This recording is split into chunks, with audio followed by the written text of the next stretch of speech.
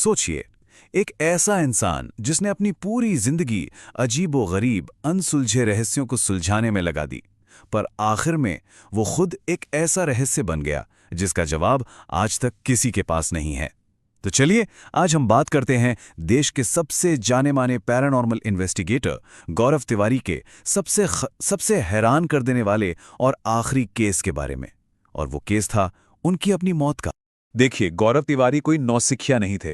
हम बात कर रहे हैं 6000 से ज्यादा पैरानॉर्मल केसों की जांच करने वाले एक इंसान की। मतलब वो इस फील्ड के सबसे अनुभवी लोगों में से एक थे। एक ऐसा आदमी जो डर का सामना करने के लिए ही जाना जाता था, लेकिन फिर भी उसका अंत कुछ इस तरह हुआ। इस पूरी कहानी का जो सबसे चौंकाने वाला पहलू है ना, वो है इसकी टाइमलाइन। 6 जुलाई गौरव अपने आखिरी केस की जांच करने जाते हैं और ठीक अगली सुबह 7 जुलाई वो अपने ही घर में मृत पाए जाते हैं। बस 24 घंटे। तो सवाल ये उठता है कि इन 24 घंटों के अंदर आखिर ऐसा क्या हुआ कि देश के सबसे अनुभवी इन्वेस्टिगेटर की जान चली गई। तो चलिए, सिलसिलेवार तरीके से उन घटनाओं को समझते हैं जो गौरव तिवारी के इस रहस्यमयी अंत की वजह बनी। तो गौरव तिवारी थे कौन? साल 2009 में उन्होंने इंडियन पैरानॉर्मल सोसाइटी की स्थापना की थी। उनका काम था उन घटनाओं की जांच करना जिन्हें विज्ञान नहीं समझा सकता। मतलब जहां लोगों पर किसी दूसरी शक्ति का कब्जा हो जाता था, ऐसी चीजें जिनका सीधा ताल्लुक आत्माओं की दुनिया से माना जाता है। और फिर आती है वो तारीख, 6 जुलाई 2016। एक कॉल आया।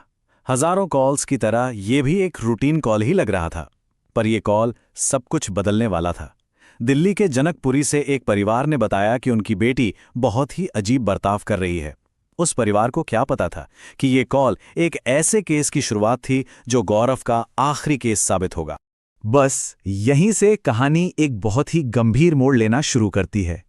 टीम के उस घर तक पहुंचने से पहले ही मानो हवा में किसी आने वाले खतरे का एहसास घुल चुका था। सबसे अजीब बात तो ये थी कि उस दिन गौरव की तबीयत बिल्कुल ठीक नहीं थी और वो डिप्रेशन से भी गुजर रहे थे। नॉर्मली ऐसे में उनकी टीम ही केस हैंडल करती, लेकिन न जाने क्यों उस लड़की की हालत के बारे में सुनकर उन्होंने तय किया कि नहीं, इस केस पर तो उन्हें खुद ही जाना पड़ेगा। और घर से निकलने से ठीक पहले उन्होंने अपनी टीम से कुछ ऐसा कहा जिसने सबको अंदर तक हिला दिया। उन्होंने कहा, मेरे अंदर एक नेगेटिव एनर्जी है और वो बस मेरे हार मानने का इंतजार कर रही है। अब सोचिए, ये सिर्फ डिप्रेशन की बात नहीं थी, ये एक पैरानॉर्मल इन्वेस्टिगेटर की तरफ से एक चेतावनी थी। तो अब हम पहुंचते हैं उस रात के सबसे अहम हिस्से पर, जनकपुरी का वो अपार्टमेंट। और यकीन मानिए, वहां जो कुछ हुआ वो किसी भी पैरानॉर्मल इन्वेस्टिगेशन की हदों को पार करने वाला था। जब टीम बिल्डिंग के नीचे पहुंची तो उन्हें उस लड़की के चीखने की तेज आवाजें बाहर तक सुनाई दे रही थीं। लेकिन जैसे ही गौरव ने दरवाजा खोला और अपना पहला कदम अंदर रखा, सब कुछ एकदम शांत हो गया। वो लड़की जो इतनी जोर जोर से चीख रही थी, अब बस गौरव को देखकर मुस्कुरा रही थी। और फिर उस लड़की ने गौरव को देखते ही जो पहला जुमला कहा, वो किसी की भी रूह कंपाने के लिए काफी था। उसने कहा, आ गया तू। बिल्कुल ऐसे जैसे वो कोई दुश्मन नहीं बल्कि कोई पुराना जानने वाला हो जिसका वो न जाने कब से इंतजार कर रही थी। इसके ठीक बाद घर में अजीबोगरीब घटनाओं का सिलसिला तेजी से बढ़ने लगा।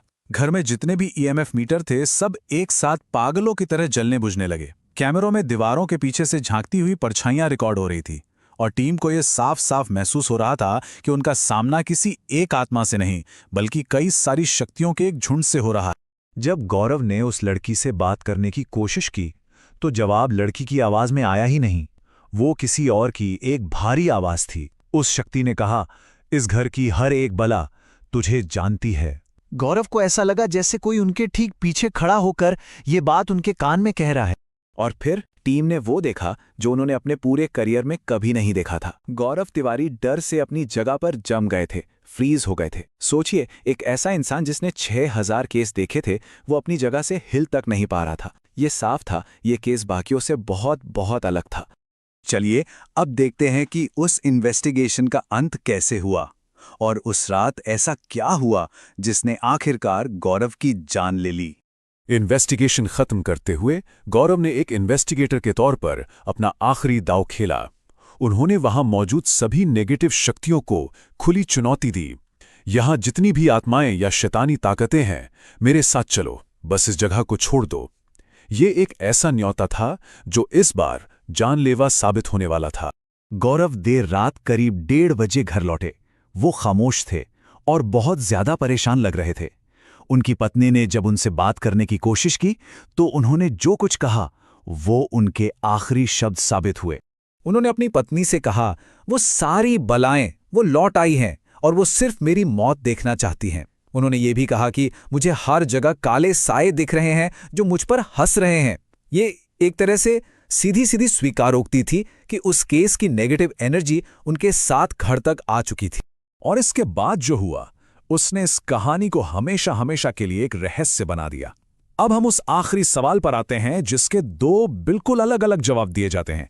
अपनी पत्नी से हुई उस बातचीत के महज कुछ ही घंटों बाद अगली सुबह गौरव तिवारी अपने बाथरूम में मृत पाए गए। महज 24 घंटे चली इस भयानक कहानी का अंत हो चुका था। और बस यहीं पर यह कहानी 2 हिस्सों में बंट जाती है। एक तरफ है पुलिस की रिपोर्ट जो इसे डिप्रेशन के कारण हुई आत्महत्या बताती है। ये एक लॉजिकल एक्सप्लेनेशन है। वहीं दूसरी तरफ है परिवार और टीम जिनका मानना है कि जनकपुरी वाली नेगेटिव एनर्जी ही उन पर हावी हो गई थी। ये एक पैरानॉर्मल एक्सप्लेनेशन है।